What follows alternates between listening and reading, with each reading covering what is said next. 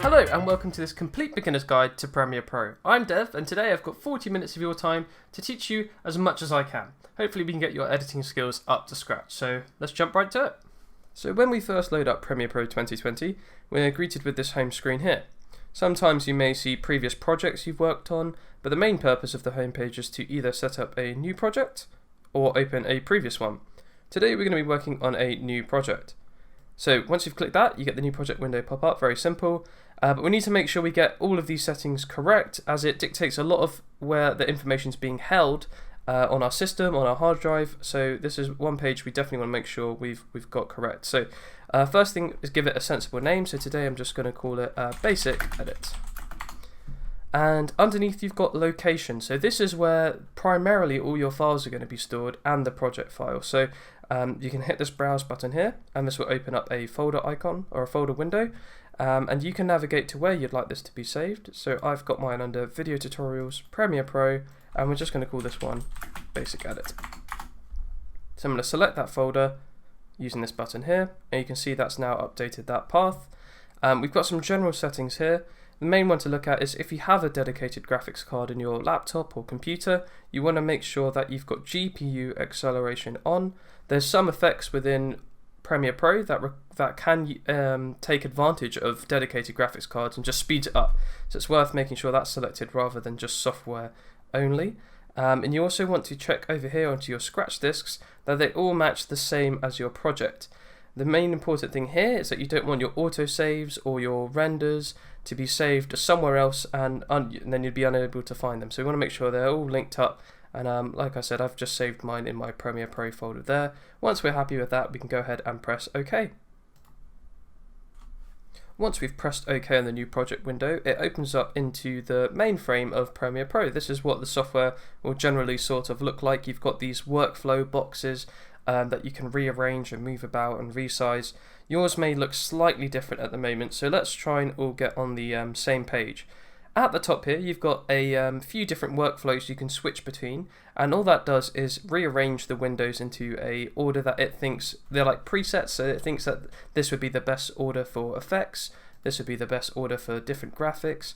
So what we're going to do is go up here to Window, we're going to go to Workspaces, and we're just going to click on Editing. So this is generally a very good layout if you're just starting off. It provides most of the windows you need straight away. You can just click on the button up here, but if you go Window, Workspaces, Editing, it will take you to that workflow as well. If you've noticed some of the boxes are misshaped or not there, you can go to Window, Workspaces, and Reset to save layout. And what that will do is reset your windows back to how the preset is. So under the editing workflow, we have four main windows to look at. In the bottom left, we have our project window, and this is prompting us to import media to start. So this is our library where we're going to be bringing in media, and I'll be talking a little bit more about that in a moment. In the top left, we have our source monitor, and this is somewhere where we can review clips before we choose which sections of it we'd like to include. And then we have our timeline down here, which is where we create the sequence in a chronological order. And then up here we have our program monitor, and this displays what our timeline holds. So as we build up our sequence down here, we'll be able to see the final product in the program monitor at the top. Okay, so let's get started with bringing in some of the media. Now you may have recorded some audio, you may have recorded some footage. You can bring in all sorts of media into Premiere Pro and use it in different ways. Today we're just going to be using a few video clips. So to import media, you can double click in this box and that will bring up the import window. You can go to File, Import, or use Control-I. So I'm just going to double click in this box, and I've got some footage here, just some stock footage. Now there's a few ways you can bring in media. You can select multiple clips and bring them all in at once, or you can just select on a folder and hit Import Folder, and that will bring in the folder and its structure. So that's what I'm going to do today. So I've got some 1080p footage, and I'm going to import the folder. When you import the folder, you can see we get this folder icon. If I double click on that, it will now open a new tab in our window, and that contains the footage that you could see on the Finder. It's really important to remember that this isn't the raw footage that as it is on your folder, it's just linking to it. So for example, if I was to click on this shot here and press delete, that hasn't deleted the actual video, I can still double click and import that footage again. So they're just links to the footage when you're importing. Ingesting slightly different, and that's where you can create new media, but like I said, linking to media this way is generally the quickest way to do it. When you are linking to media, you need to make sure wherever you're getting this media from is connected at all times. If I was to unplug my hard drive right now, all this media would then go offline and I wouldn't be able to use it anymore. So it's really important to make sure that the media is always accessible. While we're in this project window, you can create folders without having to import them. Down in the bottom here, you've got the new bin icon. That's what they're called, bins, and then you can give it a name. So I can call this one audio, and you can see it currently contains 0 items, but I can now store audio in there and just keep a nice folder structure. I'd say it's really important to keep folders and keep a structure whilst you're editing on projects. The larger the projects, the more important it becomes to stay organized. But if you run that philosophy through even your simplest projects, it makes getting around and finding things just a lot quicker. So I'm also going to make another one here called a sequence, and I'll show you why that'll be useful in just a moment. But first we're going to actually review some of the clips that we've brought in. So let's go back into my 1080p folder, and we can see we've got 3 video clips here. Now, one way to quickly review your footage is to drag your mouse from left to right across the video, and you can see quite amazingly it kind of gives you a little play through the video as you scrub through, which is really useful if you've got some shots that are quite similar. Without having to kind of fiddle through the whole video, you can just quickly scrub across and see generally what's in it. So let's start off with this dog here. What I'm going to do is just double click on this video clip in my thumbnail, and it will open it up into our source monitor. And here we get a much better player. You can see I've got this playhead here I can drag from left to right, and if I go to the start, I've got some buttons just like a media player where I can play and pause, and oh, that's a good shot. And we can just scrub through the video and have a little look about you know, what we like about it, what we don't like, and we can start making some decisions. In this source monitor, we can actually change the resolution of the playback. So if you find that when you're playing the video it's a bit laggy, your computer can't quite handle it, you can lower the video resolution, and that might help with playback. When you export the video, it will still come out as the full quality. It's really important before we make a sequence to make sure we know what sort of footage we're dealing with, and to do that you can right click on one of your clips and you can go to properties. When you load up properties, you'll get this little window pop up. So I can see this image size is 1920 by 1080 and the frame rate is 25 frames per second. Now, depending on what you filmed on, you might have a different size or a different frame rate, but try and keep it as consistent as possible. Generally 25 frames per second is a general sort of format you want to be working within, but I know some phones record sort of only at 30, so just have a quick look maybe on the settings of your phone, of your camera, and just double check you know what frame rate you're going to be working in. So for this project I'm going to be working in 25 frames per second. So now I want to create a timeline, or otherwise known as a sequence, to put either this whole clip or sections of this clip and build up my story. So when I'm making a new sequence, I want to make sure that I have selected the area where I want it saved to. So I'm going to be saving it into my sequence folder, and I'm going to go to File, New, Sequence, or you can do Control-N, and that will also bring up the new sequence window. So there's a list of presets along the left-hand side, and they're generally okay. So you can see one here, 1080p 25 DSLR, that's okay. However, if you go onto the Settings tab, you can actually have a lot more refinement, which is what we're going to do today. So I'm going to set this editing mode to Custom, and over time base I'm going to be working in as 25 frames per second. And the frame rate is 1920 by 1080, that's okay. You can also change things like color space and pixel aspect ratio, but for this project that's exactly what I want to be working with. Audio sample rate and video previews. Currently for me this is everything I want to use, but I am going to tick maximum render quality for this one, and we can give it a sequence name. So I'm going to call this one First Edit. And we're going to hit OK. And you can see now we have a sequence media in our project, and that's notified by this little blue thumbnail in the bottom right. If I go onto some footage, you can see that some of these clips may have audio, so they have a little audio thumbnail, or it might just be video footage. So that's something that we can use to distinguish them. And you can now see that the timeline has filled out a bit. So we've got our time running across the top here in minutes currently, and then we've got 3 video tracks and 3 audio tracks. And I'll explain a little bit more about how those work in just a moment. Okay, so now that we have our sequence set up in the bottom right, we can actually go ahead and start putting some media into it. So let's go back to what we've got open here in my source monitor. And one way to select parts of a clip you want to use is using the in and out feature. So along this play bar at the bottom, I can find a starting point of this video clip. So let's see where he's just turning his head here, and I can press I on my keyboard, and that's selected an in point. You can also use the button here called Mark In. We can scroll along a bit, and let's say I want to stop the video where he starts looking a little bit more at the camera, and I'm going to press O on my keyboard to select an out point. And you can see we now have the selected area of the clip. We can now move this to our timeline, and there's a few ways of doing that. I can drag directly from this source monitor window here, and you can see the little grab icon, and I can pull it down onto my timeline. And you can see that's the duration of the clip, and I can move it along video layer 1, 2, or 3. So if I drop that in video layer 1, you can now see that's come up on our program, our final output. So that's one way of getting your footage. There's also 2 buttons at the bottom here, and say your video clip had audio, which this one doesn't, and you didn't want to include that, you can use the drag video only, and that will drag just the video obviously, or there's drag audio only, and that will only allow you to place it on the audio layers below the video. Getting around the timeline is really important. Right now, that's a very small rectangle, and it's quite hard to tell what it is. So being able to edit effectively and see what you're doing is obviously very important. And to do that, we can utilize some of the sliders on the timeline here. So this bottom one allows you to zoom in and out. If we grab one of the circles and drag it inwards, that zooms us into the timeline. So that's not changing the duration of the clip, that's just zooming us in, and we can pull it back to get a wider picture of our edit. So I'm going to zoom in a bit just to see. I can now see the name of the clip.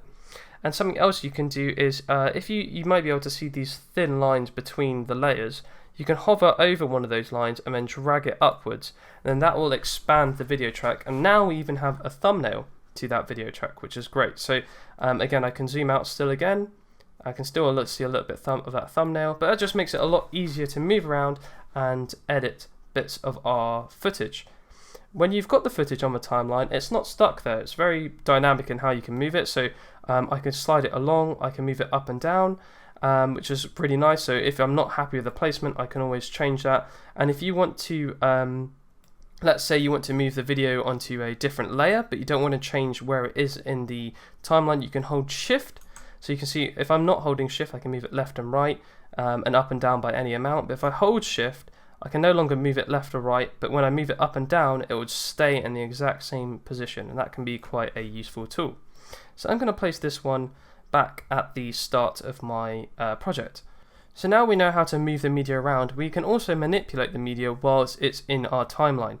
So let's say we wanted to make this video a bit shorter than we'd selected originally in our source monitor. Well, there's a few ways of doing that. We can actually trim the video down by hovering our mouse towards either side of the end of the video clip, either right at the start or right at the end, and you can see that our cursor changes to this trim tool. And what we can do is drag that video clip back to any point, but it should snap to where your playhead is. And you can now see I've trimmed that clip. It's no longer as long as it was. So that's one way you can do it. To undo, you can press Ctrl Z on your keyboard, and that will undo anything you've just done.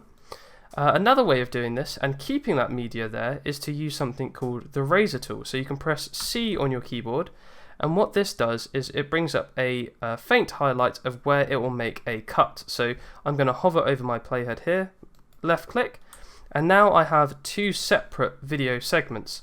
I can create a gap between these 2 video segments, or I could just delete it completely and remove it. Something to be aware of when you are dealing with multiple bits of media: if I was to overlap these 2 bits of footage, the clip I am moving would overwrite the clip I'm moving it above. So that's just something to be aware of, because you can see if I move that back now, oh, that one bit's actually gone and disappeared. So that's just something to be wary of. So a nice little tip is if you have created a gap and you want to bring all of the timeline closer together, you can click within the gap and press delete, and then that will close that gap, it will delete the gap and snap it back together, and that's a really handy tool to save some time. So I've made my cuts using the C shortcut with the razor tool, and then I can go back to the selection tool, which is V, click on that clip and delete it, and there we go. I now have a shortened clip of what I've selected in the source monitor. And just one more thing to note whilst we're here. So we talked about making the video clip shorter, but as you see, if I can flip my mouse to just the outside of that video clip, I can extend it back to its original length. Obviously I can't go any further than that because no media exists, but if I wanted to, I can always add some of that video clip back. Okay, so I now think it's time to actually maybe put some more clips onto our timeline. So what I'm going to do is go back to my footage, and I'm going to move over to these ducks here, and we're going to do the same thing. I'm going to have a little look. I'm going to select my in point and select my out point, and then I'm going to drag that straight from the source monitor onto my timeline, put it next to my original clip, and you can see now without me doing anything, it will just cut straight to the next video clip. That's great. Maybe, like I said before, that one's a bit too long, so I can drag that down, make it a bit shorter.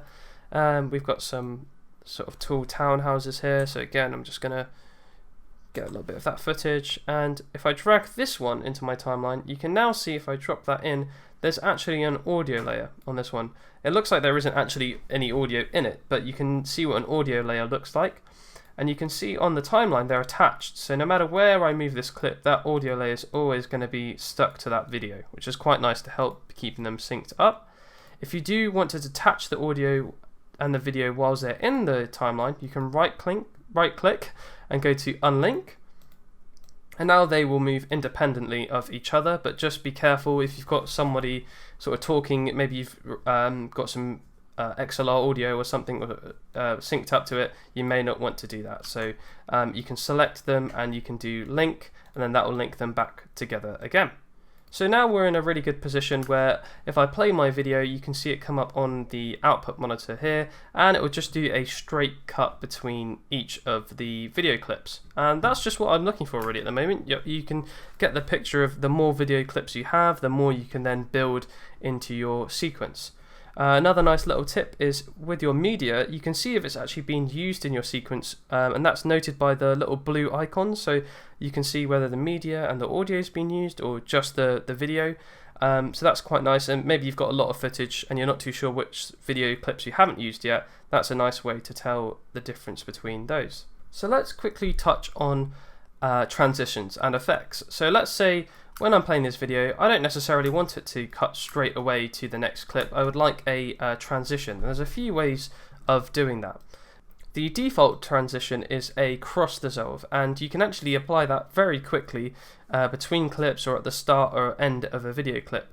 So let's say we've reached the end of the video, and rather than having it cut to black, I want it to cross dissolve to black at the end of the video. I can move to the very edge of this video, right click, and do apply default transitions. And what that'll do is apply a cross dissolve to both the audio and the video layer. And when I hit play, you will now see the video fades to black in a much more graceful manner. And we can do that exactly the same at the start. We can right click, apply default transition, and you'll now see the video fades in.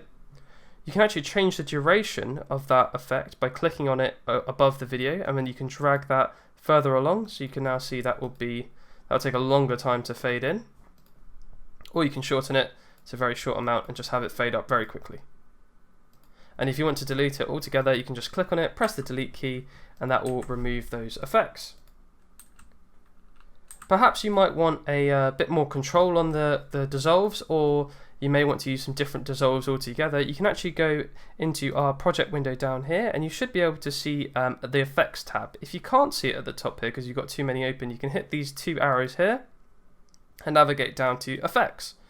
And in here you've got a whole host of effects for audio and video, but what we're going to be focusing on is video transitions, and we're going to be looking at dissolves. So like I mentioned before, there's your cross dissolve that we used earlier, but I can actually drag this effect and you can now see exactly where it can be applied. So I'm going to apply it between these two videos, and you'll now see what happens is as I play, it'll fade between them. Same principle applies where we can make one side longer or shorter, and if I want to get rid of it, I can just press delete. If you want to have some fun and just kind of get a feel for what is available in Premiere Pro, you can just have a go by dragging some of these different ones on, and you can see them. That's quite interesting. You can just have a go and play around with them and see what's available to you. Some stuff you might want to include, you've got wipes, you've got your classic Star Wars wipes kind of thing in there as well. So just have a little play around and add some transitions. Some of them you'll like more than others, but that's a really useful way of being able to transition between two different shots. So before we move on, let's just take a really quick look at video effects. So under this one, we have lots of different effects that can be applied directly to a video and change how it physically looks on screen. So for example, let's go into this stylized folder, and we can see there's a whole host of them we can use here. You may see this icon, which is like a little Lego brick with a play button on it. They're accelerated effects, so any one of those effects means it takes advantage of your graphics card if you've got one. So let's just use this mosaic. I can bring it over and drag it onto a clip for this one example, and you can see it's kind of created this blocky effect onto our video clip, and if I hit play, the video is still playing, it's just got this effect added to it. There is a way to control these effects, so we can select the video, so make sure it's highlighted, and we can go up to Effects Controls, which is right next to our source monitor, and we get a lot of options pop up. So there's some that are controlling the actual video, but we can actually see this effect here called mosaic. And to switch it on and off, I can hit this little FX button, so you can see that's what the video looks like normally. And when we switch on the mosaic effect, and here you'll get a lot of parameters you can control, and it's different for every effect. So you can see horizontal blocks. Maybe I want to, I could decrease it just into horizontal. So now I've just got two blocks of light, and it's just taking samples from underneath the video. Or perhaps we can increase that quite a lot and make a really sort of like pixelated look and feel. So you can have full control of these parameters. And you can play around. You can also create masks, so if you only want it to affect a certain area, you can kind of block out a bit. Maybe you want to block out a number plate, or block out someone's face in an interview. You can then create a mask in certain areas. And if you ever want to get rid of anything, you can just select on the name and press delete. So there you go, that's got rid of the mask, and click on the effect and press delete. These parameters that are under video are always here for any video clip. So we've got position. So right now it's central, but I could perhaps move it off to the left, and you can see that's revealing just a blank space underneath. We could perhaps move it up and down as well, so maybe you only want it in a quarter of the screen. But if you've moved it by accident, you can always hit these little reset parameters, which are a lifesaver, and that will just take it back to the default.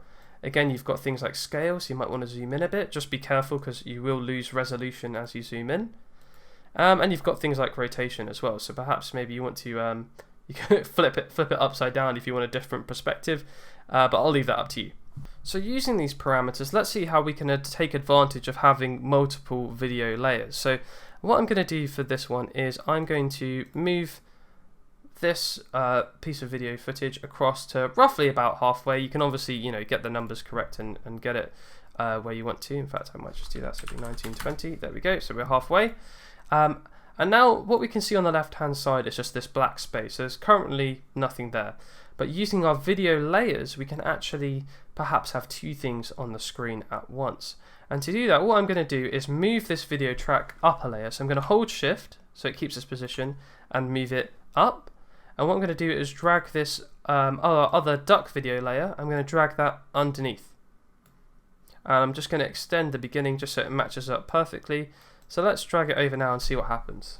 There you go. So where there was a blank space underneath, it has now replaced that with the footage that I've selected, which is now underneath that top layer, which is our buildings.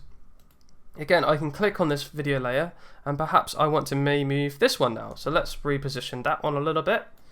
There we go. And now you can see I've got two videos playing at the same time, which is quite a cool little effect. And that's not necessarily an effect you might drag from the effects panel itself. That's something that we've created on the timeline.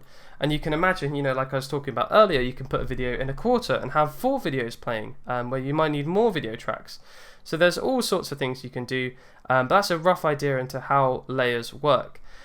Something to remember is that whatever video is on the top will be of the top of the layer that you see on screen. So for example, if I now put the dog video above all of them, as there's nothing to reveal, I haven't moved it, this is just taking up the whole screen, there's nothing else to reveal. So these videos are still playing underneath it, but I can't see it, unfortunately. So I'm just going to put that one back there. We'll keep it like this. So I'm going to click on that gap, press delete, and that'll bring them back together. So now we go from the little dog video, and it cuts to our little split screen that we've made here. Should you need to, with the video effects, you can stack more than one of them onto a single video clip, but let's say you wanted to affect maybe everything on the timeline or a bigger section than the timeline than just one video clip. Well, we can actually use something called an adjustment layer. So down in this bottom right of the project window, we've got new item. You can click there and you can create an adjustment layer. You just want to make sure it matches your video settings, so that looks good to me. We're going to press OK. And what this adjustment layer is a invisible layer. So if I place it on top, nothing will change, nothing's happening. But what it allows us is to put properties in it that will affect everything underneath it. So I can adjust this and change the duration of how long that effect will last. And I'll show you what I mean now. So let's go back to our effects panel. And let's take a different video effect this time. Let's go back to stylize and let's do posterize. Where's that one? There we go. And we're going to drag that on the adjustment layer. So you can see that's created a bit of a funky effect. Again, I've got the parameters here I can change. So maybe let's take it up a little bit so it doesn't affect it quite as much. If I wanted to, I could drag another video effect on here, but I'm not going to do that. We're going to just stick with one. And this is now on the adjustment layer. So if I drag this to the beginning of the video, it'll affect all of this clip, and you can see it's gone even into a little bit of this video clip. Then as soon as it ends, the effect finishes. And this is really useful if you've got a large sequence where you want to add some sort of stylized effect, or it could be anything really, any coloring or video effect that you've got, and you can drag that as long as you want to. As this isn't a video clip, this can be infinitely extended or cut down to suit your needs. And then we can just include it over whatever video clips we want to. So that's a really handy way of using the adjustment layer. You can even copy and paste this adjustment layer to have multiple of them. So I can do Control C, and I'm just going to move a bit further along, do Control V. I've now got another one I can use, so I can have perhaps it goes on for a little bit, then there's a break, and it comes back on. And there you go. You can see the video effect drops off there, and then it picks up again when that clip starts. So the adjustment layers can be really handy if you want to affect more than one video clip. So hopefully that gives you a basic principle of how the adjustments layer works. But for now I'm going to get rid of those. And the last thing I wanted to talk to you about effects is keyframing. So what is keyframing? And I'll give you a demonstration now. We're going to click on this first video clip, and up here you can see the parameters, and we've got our smaller timeline. So this timeline just shows you a zoomed in version of the clip and its duration, and it's in its entirety. So I'm going to go to the start of this video clip, and you can see next to most of these parameters we've got a little stopwatch, and what this does is it allows us to animate any property which has this. So for example, we've got opacity, rotation, scale, position. We can animate all of these properties because they have this stopwatch, and I'll show you what I mean. So with opacity, I'm going to press the stopwatch here, and it's created a keyframe on our mini timeline here. You can see that it's a diamond, but it's just being cut off as it's on the first frame. And what I'm saying is at this value, at this point in time, our opacity is currently 100%. Well, I want that to be 0. So at this point in time, our opacity is 0. We're going to move ahead by 1 second, and then I'm going to increase it to 100. And what that will now have done is animated those two properties. So you can see it starts from 0, and if I press play, it will go up to 100%. I can navigate between these keyframes using the arrows here. So I can go to previous keyframe, and then I can adjust this value, and it will save. So now rather than going to 100, it will go up to 60 and stay at 60. Just something to note, if I change this value whilst I'm at a different time, it will automatically add a new keyframe. So I don't have to press the stopwatch every time, or this button, and it will add one there. Sometimes that may not be what you want, so just be a bit careful with that. But I can delete that one now, for example. We've got that same sort of cross dissolve effect, but we've created it on our own.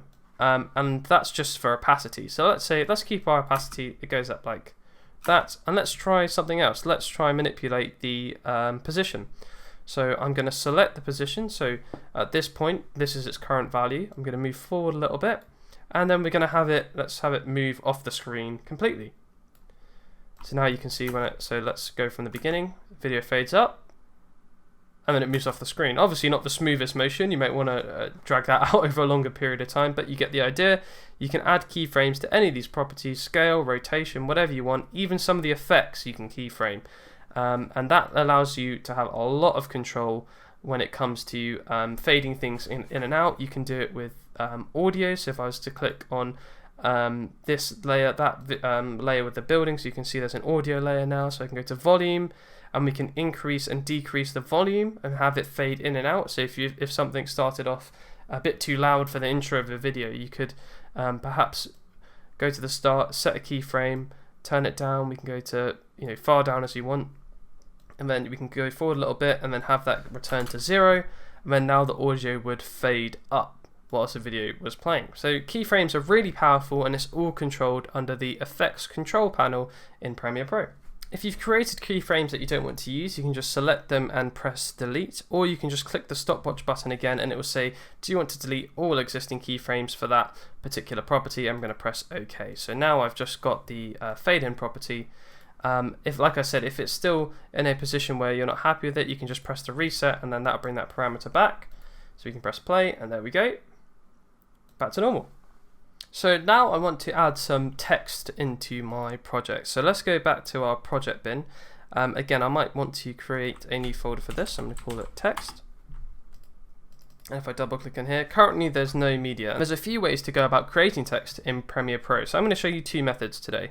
On our toolbar, we've got one here called the type tool. So we can just go ahead and click that, and you can click directly onto the screen and start typing. So we can put hello, and then what we can do is go back to the selection tool, and we can move that about, choose where we want it. We can make it bigger, smaller, but you might be able to start seeing an issue here where we can't actually change the color, the shape, or the font even. So how do we affect those? Well, we go back into our effects control panel, and selecting on that text layer we now have on our video track, we can now change a few things under the text tab. And here you can change things like we said. So I could change the font. We can do that. We can change the fill color. So let's change that to a sort of like a nice blue. There we go. And then maybe we want to add a stroke as well. So I can give it a black stroke and increase that. There we go. And that lets you sort of transform the properties quite easily in there. And again, anything with a stopwatch we can keyframe to where we want it to. So that's one way of adding text. And again, this can be extended as long or as short as you want it to be. You can have it start when you want. So you could go there. And if I right click and do apply default transition, we fade in, the text fades up. Maybe I want it to fade out. And cut. You can start seeing how we can start applying different principles that we use to different things. So because this is a layer, we can have it fade in and out just like normal. And that's one way of adding text into our project. Another way, we can go to File, New, Legacy Title. And again, you can just double check the settings, and we can give it a name. So I'm going to call this one Intro. And what this does is bring up a little box. It's almost like a mini Photoshop here. So let's just reframe it a little bit so you can see it a bit easier. There we go. And what it's showing is our current frame on our timeline. So if I was to move that to a black portion, you see it just shows it's there. So it's just handy for framing up if you're putting text in a particular place. So I'm just going to quickly delete that one we've just made and go back. And here we can do the same thing. So I've got a few more sort of text orientated tools, and I've got even shapes. So I'm going to go on the text tool, left click, and I can put hello again. And then on the right hand side, we've got different fonts we can use. So change that to agency, and we can change the color again. There we go, and you get the idea. We can start manipulating it a bit, just like we were doing.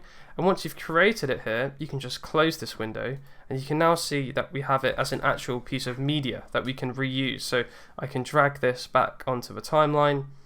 And I can move it around just as how I was wanting to.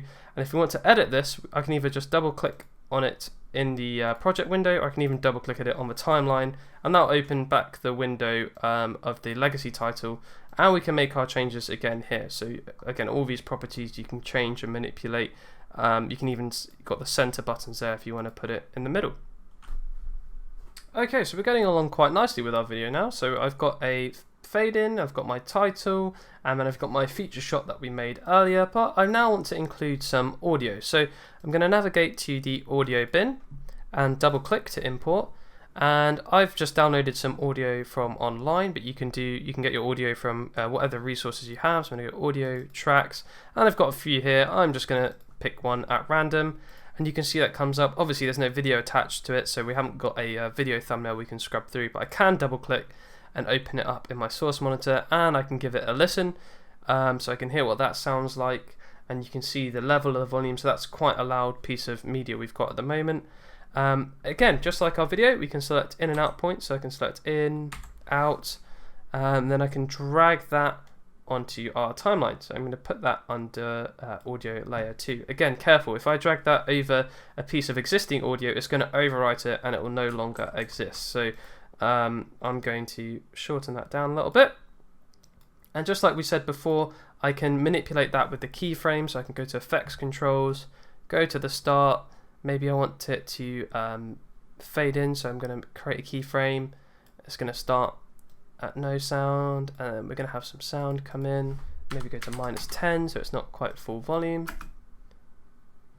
That's a bit better on the levels. There we go. Plays, and then let's just have it fade out. So I'm going to set a keyframe here because I don't want it to change its value during the video, and then at the end we're going to have it go silent again. Lovely.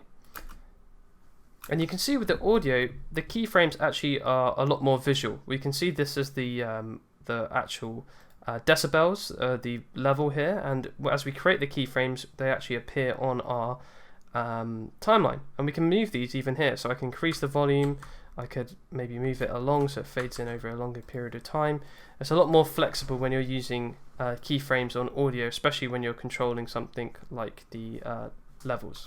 When you're playing back audio, you want to make sure you're avoiding peaking. So as I'm adding more and more sounds, it could be getting louder and louder, and we just want to avoid it from ever reaching the top. Somewhere around sort of -12 to -6 is a great place to have your audio, especially if it's something like background music or narration. You don't want it going any louder than that, really. Okay, so for this tutorial, this is pretty much how I want my video to look. You may not be able to hear the audio for copyright reasons, but we've got a little intro, we've got the title, we've got our audio underneath, and then we've got our feature shot to end on as well. You may want to review the actual final piece in a bigger screen, and to do that you can actually click on a window and press the tilde key, which is the one in the top left of your keyboard under the escape key, and that will enlarge one of the windows so you can watch it in just a better playback, a bit bigger, nicer to watch on.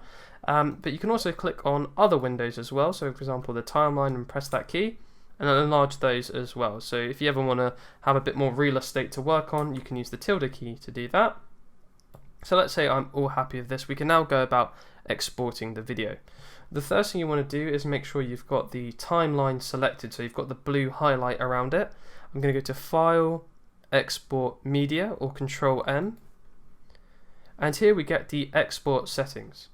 Now this is the place where you want to choose your optimal output settings for your video, and for me that's going to be H.264, and I'm going to choose this preset called YouTube 1080p Full HD. There are a lot of presets for all different sorts of things, for phones, for Facebook, for Vimeo. You can just choose match source high bitrate as well if you want a quite high render out of that, and then you can select the output name. And this chooses the destination of your export. So under my basic edit, I've got an exports folder, and we're going to call this final video. I'm going to hit save. By default, it will name it the name of the sequence, so you can change that. That's not going to affect anything.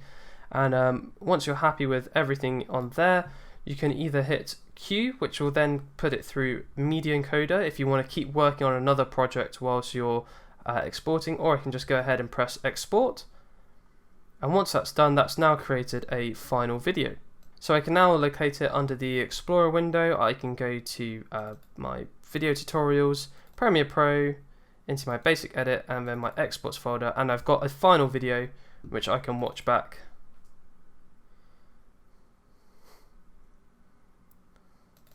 Brilliant, and there we go, we have a finished video. Thank you for taking the time in watching this Premiere Pro induction video. There will be more advanced videos you can watch further down the line, and this will help improve your skills even further. But you can watch this video as many times as you like and really get to grips with the software.